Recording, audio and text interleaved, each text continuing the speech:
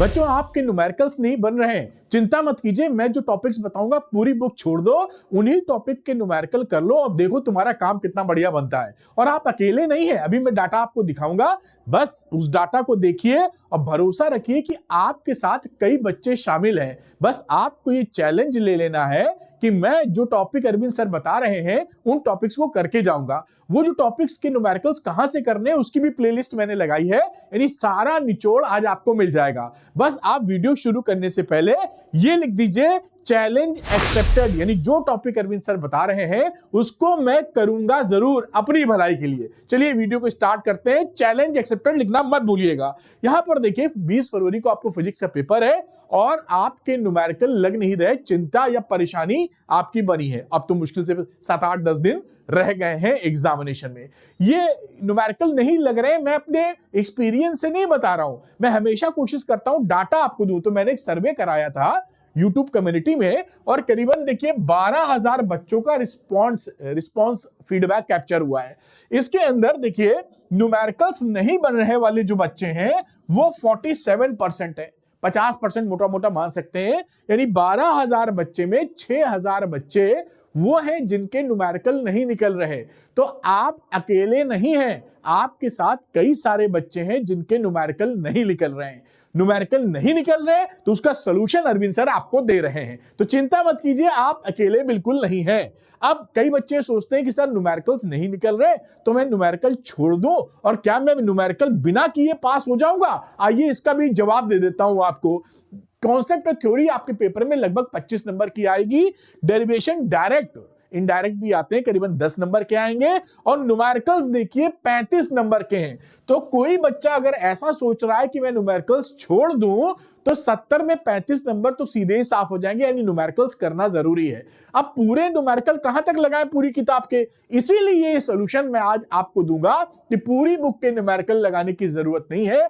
जो टॉपिक्स मैं बता रहा हूं बस उसी को निपटाना है। क्यों? क्योंकि हमेशा पैटर्न क्रैक किया है मैंने, हमेशा कुछ पर्टिकुलर टॉपिक्स होते हैं उनसे ही न्यूमेरिकल आते हैं या पूछे जा सकते हैं। यानी 20% चीजें करके आप 80% से ज्यादा न्यूमेरिकल फोड़ सकते हैं। आइए देखेंगे कि वो टॉपिक क्या है। तो हम शुरू करते हैं आपका यानी कि बुक 1 के, जो आपको देंगे करीबन 36 नंबर के आसपास जो आती है book 1।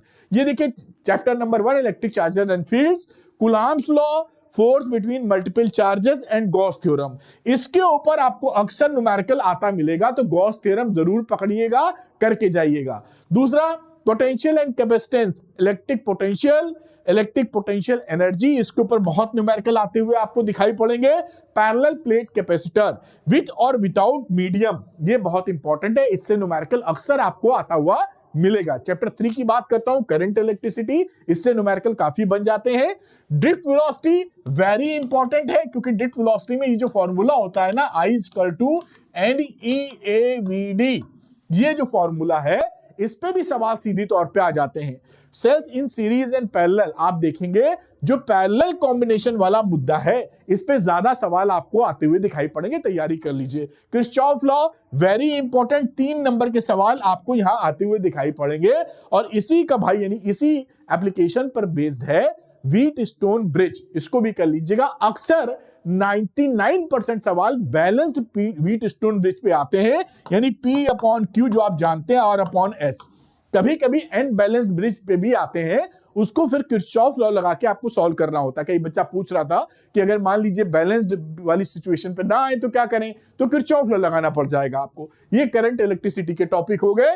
Moving charges and magnetism, Biot Savart's law का एप्लीकेशन पे सवाल मिलेंगे। Forces on current carrying parallel wires, ये बड़ा इंपॉर्टेंट है। ये 2 वायर अगर है तो इसमें पूछ लेते हैं एक दूसरे पे फोर्स क्या लगा रहे हैं। अगर एंटी पैरेलल करंट है अपोजिट डायरेक्शन में तो अट्रैक्शन होगा या रिपल्शन, जरा लिख के बताइएगा। बता देंगे ऐसी उम्मीद कर रहा हूं। अगर एंटी पैरेलल करंट है तो अट्रैक्शन या रिपल्शन में क्या होगा। Conversion of galvanometer into ammeter and voltmeter, बहुत ज्वलंत टॉपिक, हॉट टॉपिक कि एक गैल्वेनोमीटर को एमीटर या वोल्टमीटर में कैसे कन्वर्ट करेंगे। ये देखिए मैंने प्लेलिस्ट भी बना दी है किलर सीरीज के नाम से। विश्वास कीजिए ऐसी पूरे यूट्यूब पे आपको नहीं मिलेगी। पूरी ताकत से जीरो से हीरो वाली चीज कर दी है इसमें। देखिए ये इसका लिंक डिस्क्रिप्शन में मिलेगा और पिंड कमेंट में भी आप क्लिक करके देख सकते हैं। हर चैप्टर का अलग अलग लगभग 2 घंटे के आसपास का एक वीडियो है, 1.5x पे देखेंगे तो मेरे ख्याल से 1.5 घंटे में या सवा घंटे में हो जाएगा। किलर सीरीज याद रखिए, ये PYQs है 10 साल के, जबरदस्त मदद करेंगे 0 to हीरो लेवल का, तो ये आप बिल्कुल इसका इस्तेमाल कीजिए। रिसेंट है 2025 के भी सवाल इंक्लूडेड है इसके अंदर। आगे बढ़ते हैं, मैग्नेटिज्म मैटर, इसके अंदर magnetic field due to bar magnet, इसका फॉर्मूला बेस सवाल आता है, टेंशन लेने की जरूरत नहीं। Torque on a magnetic dipole, ये भी आपसे काफी पूछा जाता है। चैप्टर 6 इलेक्ट्रोमैग्नेटिक इंडक्शन की बात करते हैं, फैराडेज लॉ पे सवाल आएंगे। सेल्फ एंड म्यूचुअल इंडक्शन, ये बहुत इंपॉर्टेंट है, इसको नोट करते रहिएगा जिससे काम बने। इस पे सवाल फॉर्मूला बेस्ड, एल निकालना, एम निकालना, यही पूछा जाता है आपसे। अल्टरनेटिंग करंट की बात करें तो सीरीज LCR सर्किट, इस पे सवाल लिख लीजिए आएगा कि कुछ ना कुछ पूछ सकते हैं कि पोटेंशियल ड्रॉप बताइए रेजिस्टेंस के अगेंस्ट में या कैपेसिटर के अगेंस्ट में, या एक्सएल क्या XC क्या, ये पूछा जा सकता है। पावर इन AC सर्किट पे सवाल मिलेंगे और ट्रांसफार्मर पे बिल्कुल न्यूमेरिकल बनते हैं, बहुत हलवा देने के लिए, अब बस आप थोड़ा सा तैयारी करके जाएं। इलेक्ट्रोमैग्नेटिक वेव्स में बात करें तो उसमें डिस्प्लेसमेंट करंट पे सवाल आने के चांसेस ज्यादा रहते हैं, वो 2 नंबर 3 नंबर में आ जाता, इजी सवाल रहता, कोई दिक्कत की बात नहीं। अब बुक 2 स्टार्ट करते हैं, इसमें करीबन 34 मार्क्स की बात करें तो पूछा जाता है इससे रे ऑप्टिक्स से, ये अकेले 9 नंबर का आ जाता है, 9 मार्क्स। तो ये ध्यान रखिएगा, ray optics very very important, इसको किसी भी हालत में छोड़िएगा नहीं। रिफ्रैक्शन एट स्फेरिकल सरफेसेस या लेंस मेकर्स फॉर्मूला, इस पे सवाल अक्सर बनते हैं, इस बार भी आने वाले हैं। प्रिज्म के ऊपर सवाल बनेंगे, ऑप्टिकल इंस्ट्रूमेंट प्रिज्म जानते हो, प्रिज्म प्लस TIR कह दीजिए, ये बहुत तगड़ा टॉपिक बन जाता है कि ऐसे प्रिज्म दे देते हैं ना, बोलते हैं कि ये रे जा रही है यहां पड़ी, अब बताओ ये निकलेगी किधर जाएगी, इसे आप कैलकुलेट करके बैठाते हैं। तो प्रिज्म और टोटल इंटरनल रिफ्लेक्शन को मिला के सवाल बनता है, ऑप्टिकल इंस्ट्रूमेंट पे सीधा सवाल आएगा, फॉर्मूले याद होने चाहिए। वेव ऑप्टिक्स की बात करें तो इंटरफेरेंस एंड YDSC एक्सपेरिमेंट पे जो फॉर्मूले होते हैं, फ्रिंज विड्थ है, 3rd ब्राइट फ्रिंज और 5th डार्क फ्रिंज विड्थ की, फ्रिंज के बीच की दूरी बताओ, ऐसे सवाल पूछ लेते हैं। दूसरी बात, डिफ्रैक्शन कोर्स में है, इसका भी फॉर्मूला याद करिएगा, डेरिवेशन इन दोनों के कोर्स में नहीं है, लेकिन दोनों का दोनों आपके फॉर्मूले और न्यूमेरिकल पूछे जाएंगे। ड्यूअल नेचर में आइंस्टाइन फोटोइलेक्ट्रिक इक्वेशन, यही सबसे इंपॉर्टेंट है, K-मैक्स अक्सर पूछते हैं कि एक फोटोन पड़ा, जो फोटो इलेक्ट्रॉन निकल रहा है उसकी K-मैक्स कितनी होगी। वेव नेचर, ये लैम्डा वाली बात, डिब्रॉय वेव जिसे बोलते हैं, lambda is equal to H/P या H/mv पे सवाल बनते हैं, बिल्कुल इसी बच्चों वाले सवाल, लेकिन आपको आने तो चाहिए।